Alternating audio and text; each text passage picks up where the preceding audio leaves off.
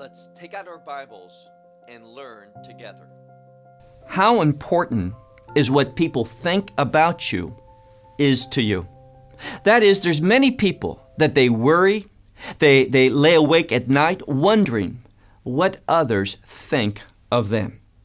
And let me share with you, if that describes you, then your love for God, your passion for His kingdom is far removed. In other words, we need to understand that there is a relationship.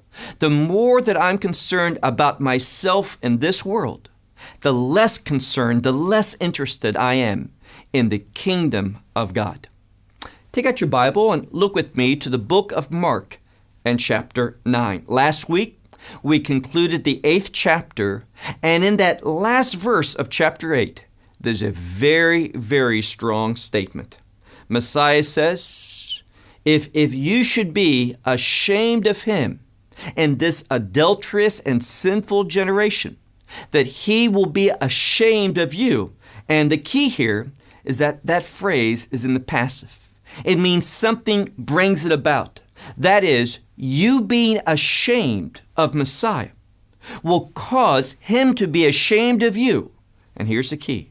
When He comes in His Father's glory.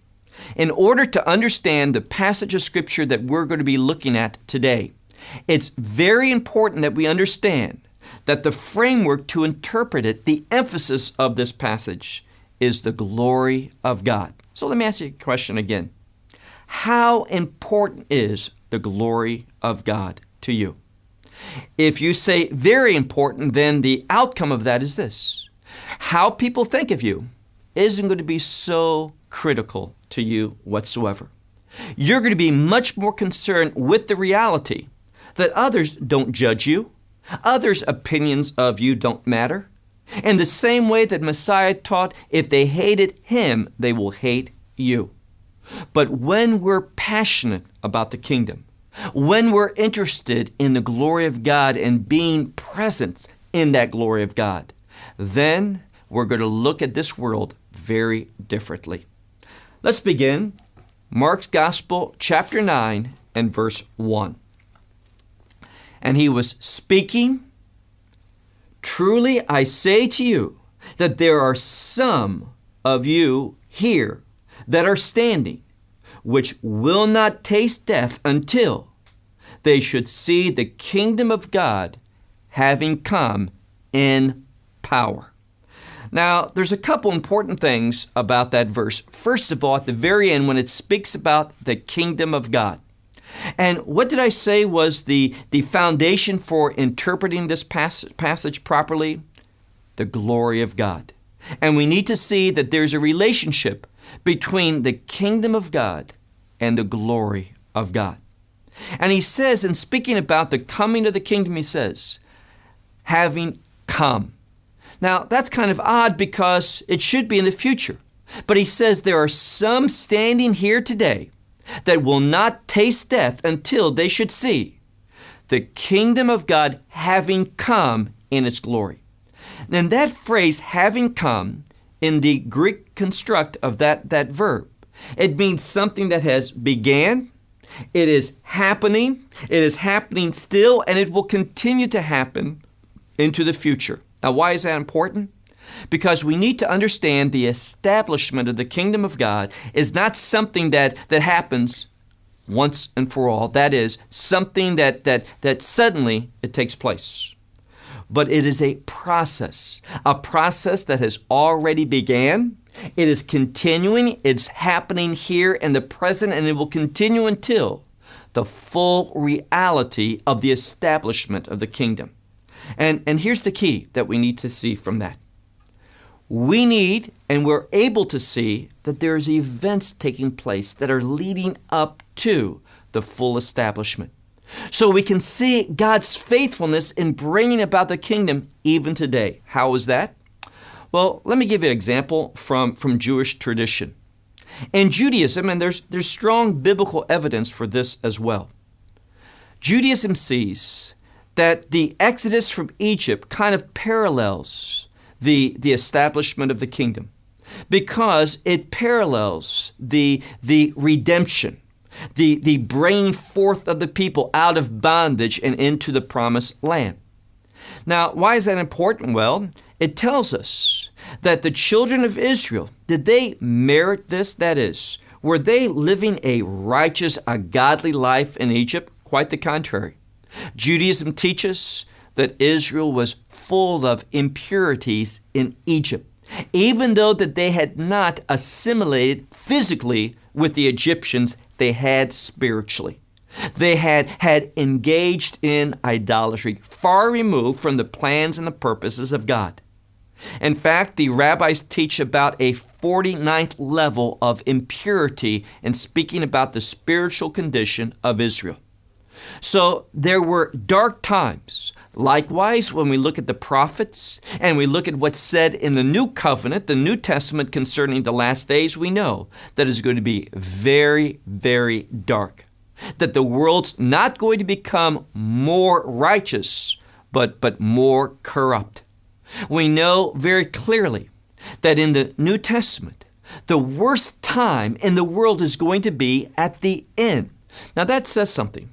It tells us that these theologians that teach that the message of the gospel is going to be successful in converting the world, well, that's not what the scripture says.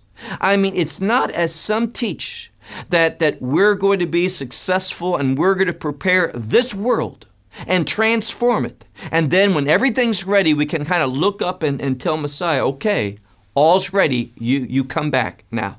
That's not what the scripture says. It tells us, for example, that Jerusalem in the last day is going to be likened to Sodom and Egypt, far removed from the things of God.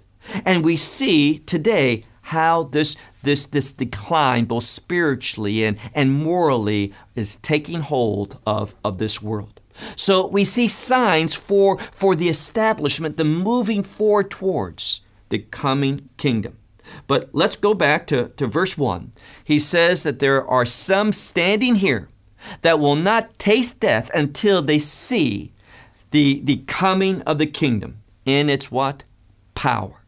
And that idea of power is a power to bring about change. Verse 2. And after 6 days.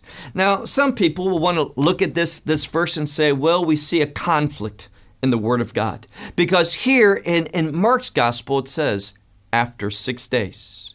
But in another place, it says 8 days. So we have a conflict. One says 6 and one says 8. No. One says after 6. The other one says 8. Now, we know that numbers are important in the Scripture. And therefore, different numbers were used, not to show an error or a conflict in the Scripture, but to reveal some important truth. 6 is related to the grace of God, and 8 is related to redemption, the kingdom change.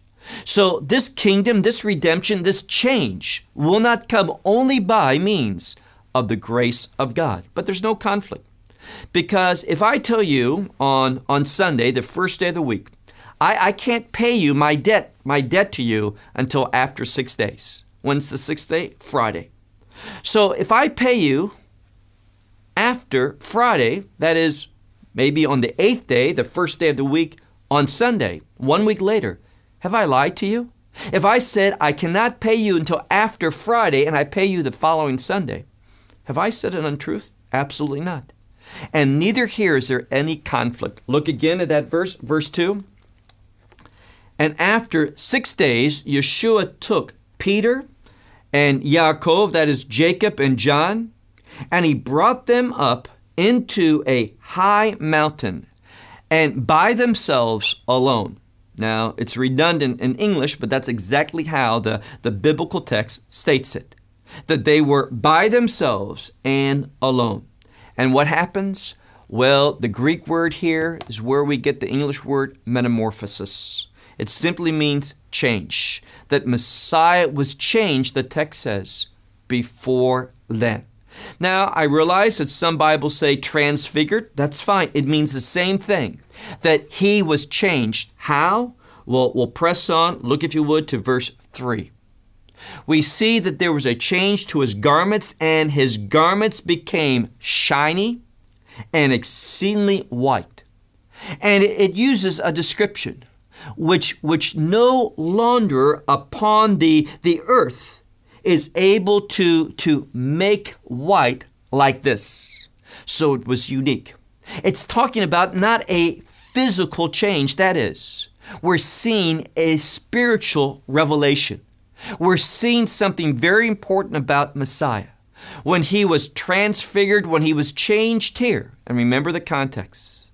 In order to understand this passage, the key to help us interpret it is what we saw in the last verse of chapter 8, where it speaks about Messiah coming, how? In his Father's glory. And we see a manifestation. What this passage is saying is that Messiah was changed. The very glory of God was manifested in and through him. And that defines the real key description of the kingdom.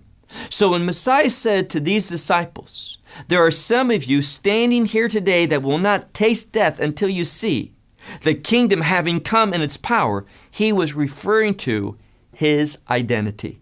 If we want to experience the kingdom, we have to understand the identity of Messiah Yeshua, that he is God incarnate, Emmanuel, God with us, fully man and fully God. Move on to verse 4. And appeared to them Moses and Elijah, and they were speaking with Yeshua. Now, why Moses and Elijah? Well, as we know, Moses relates to the law, and Elijah relates to the prophets. And what they were doing, Moses and Elijah, they were speaking with Yeshua. Now, how do we understand that? The intent of this verse is to tell us that the law, Moses, that the law speaks something. What does it speak? Yeshua, Messiah. And the prophets, what does the prophet speak? Yeshua. That is, both the law and the prophets point to Messiah Yeshua as the revelation of the glory of God, that he is God among us. Now, here's the key. Notice what takes place. Again, verse 5, and Peter answered. Now, in the biblical language, the word answered can be simply he responded. He responded to what he saw.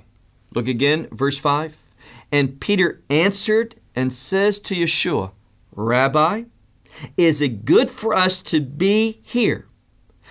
We will make 3 booths, one for you, one for Moses, and one for Elijah.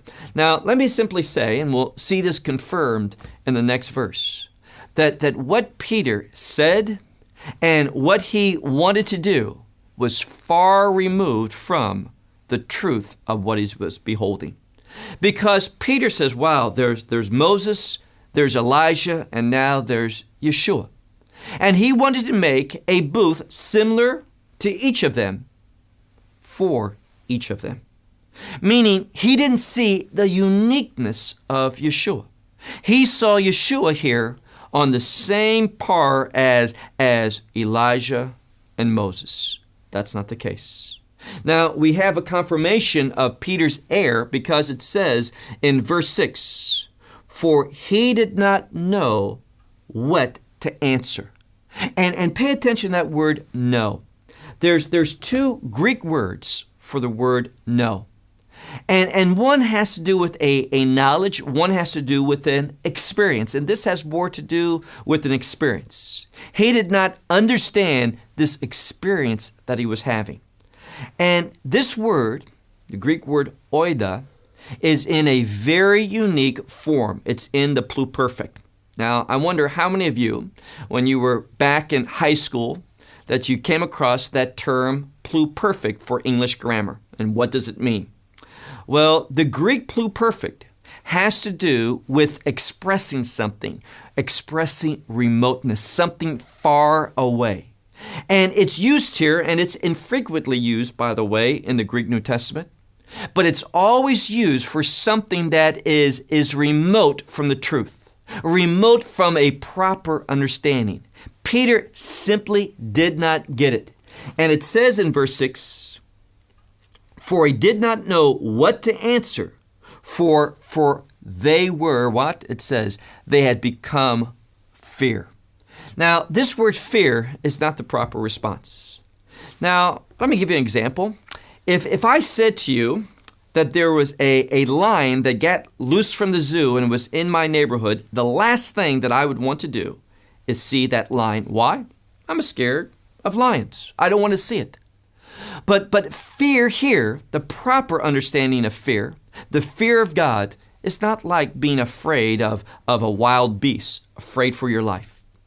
This word fear, not here, but the biblical concept of fearing the Lord, it has to do with one of humility, one of modesty, one of surrender, one of obedience, but a desire to draw close. So it's not a fear in the sense of fleeing from, wanting to escape, get away from, as in the case of a lion.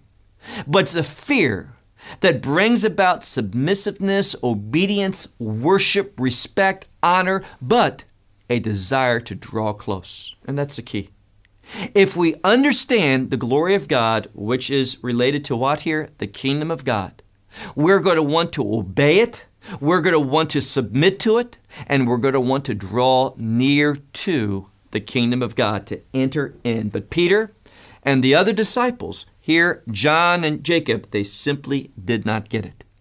Now, in the next verse, verse 7, we're given the proper interpretation of this event. Look on to verse 7.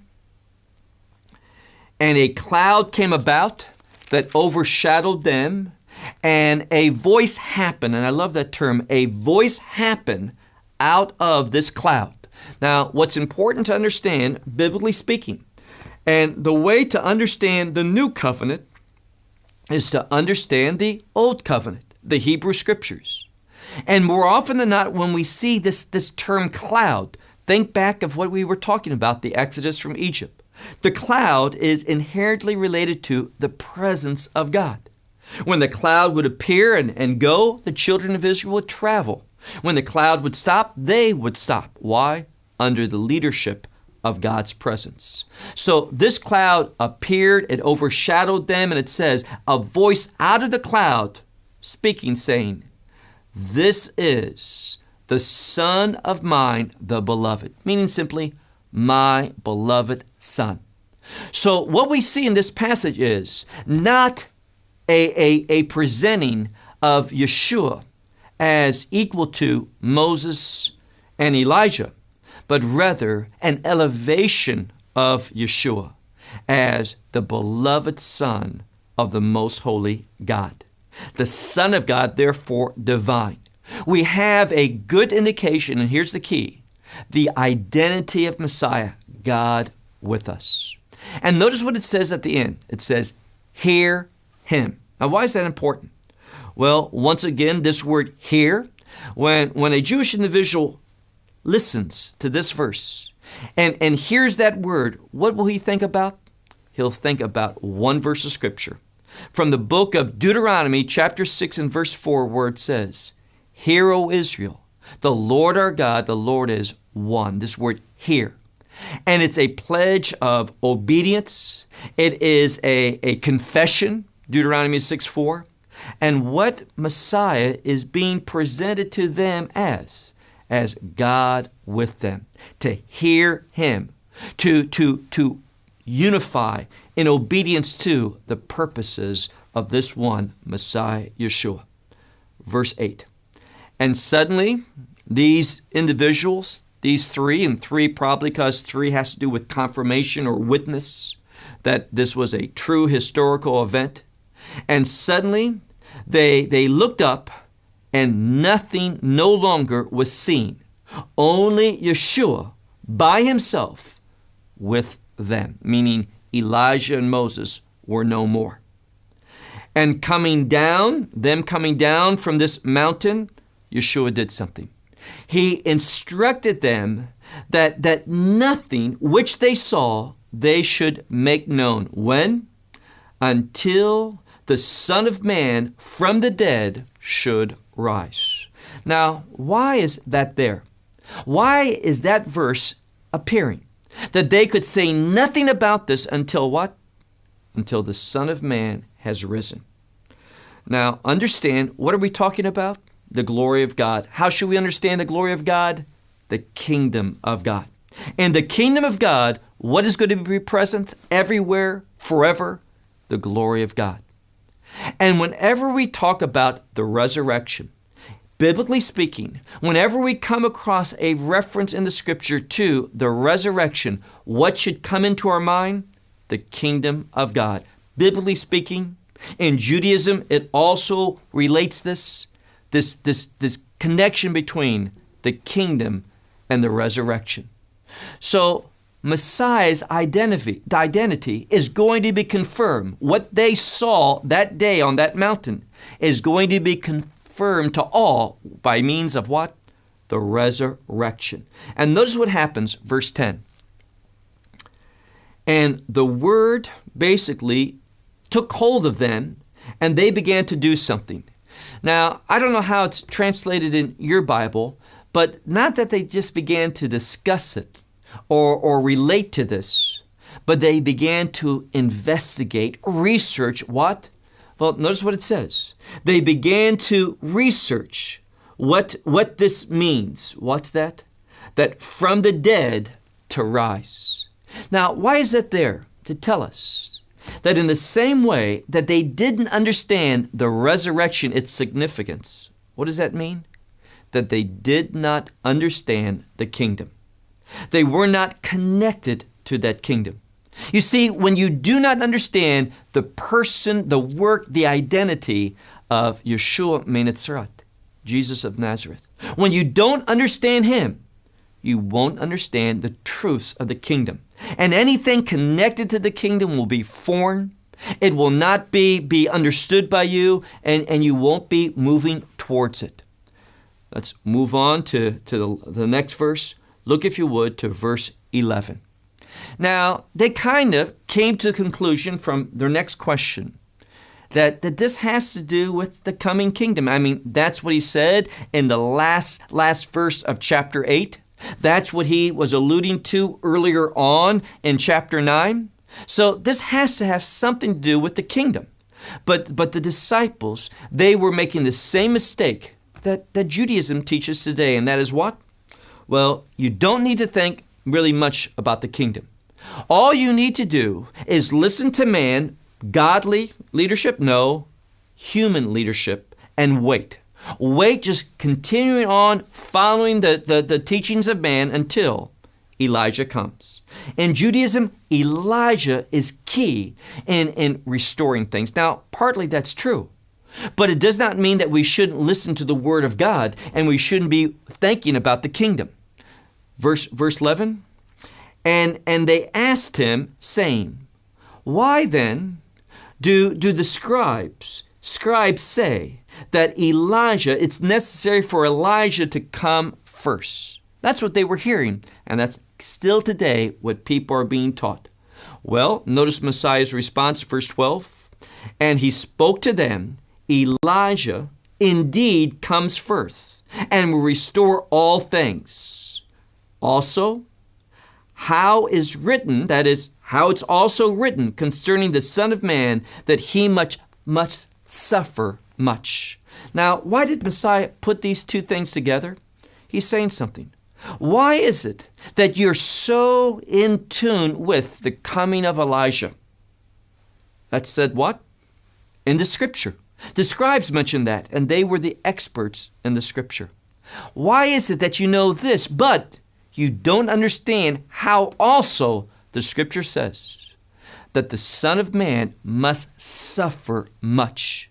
And they didn't link these two things together, the suffering of Messiah with the establishment of the kingdom. Messiah goes on and he says, verse 13, but I say to you that Elijah has come, and they did to him what they willed, just as it was written concerning him. Now, why is that important? Well, what are we talking about? Elijah. And Elijah, his great moment of bringing the people to repentance was at Mount Carmel. That great event when fire came down and licked up the water that was drenched upon that altar and consumed the offering. Undeniably, God's presence. And what happens? That great moment under the leadership of Elijah brought about no repentance. Likewise, John the Baptist. The scripture relates John and Elijah together. And in that same way, Elijah was faithful, so was John faithful. In fact, of those born of women, no one was greater than John. But yet here, what happens? Once again, the people did not respond properly, believing on the one that John pointed to. What happens? Well, it won't be until the final time when Messiah returns, but prior to him, the scripture reveals that truly Elijah will come. And this time, Elijah will be successful. As the prophet Malachi says, he'll turn the hearts of the fathers to the children, and the hearts of the children to the father, and he will what? Bring about restoration. It's going to happen. The question is this: are we going to be ready for that? Are you passionate about the kingdom?